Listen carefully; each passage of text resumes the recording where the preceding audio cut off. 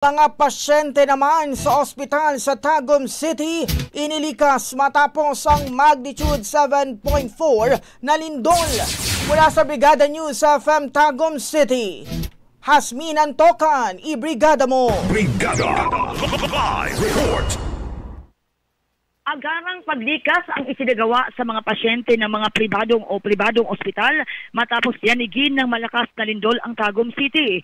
Ayon sa mga nakasaksi, nanginig ang mga dingding at nagtilian ang mga tao sa loob ng ospital nang maramdaman ang malakas na pagyanig pasado alas 9 ng umaga nitong araw ng Biyernes, kung saan naramdaman ang intensity 6 na lindol. Ayon sa tala ng PHIVOLCS, nasa Manay, Davao Oriental ang epicenter nito na nasa 7.4 magnitude.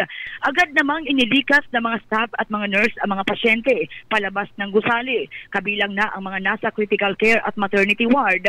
Ilang pasyente ang nakita sa parking area at open grounds, habang ang iba ay inilipat pansamantala sa mga tent na itinayo ng lokal na pamahalaan. Ayon sa hospital administrator, wala namang nasugatan o nasawi sa insidente, ngunit pansamantalang isinara ang ilang bahagi ng gusali para sa structural inspection. Samantala, sa kabilang banda, naramdaman din ang kaba at takot ng mga brigador na nagpuprograma kanina sa Tira Brigada, kung saan makikita sa kanila ang pagkagulat at pangamba.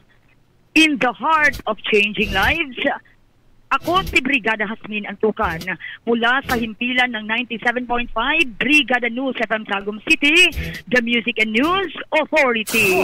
Ang bahaging ito ay hatid sa atin ng Yummyvit ES2 Oral Drops. Simulang tuparin ang pangarap ng iyong anak. And starting now,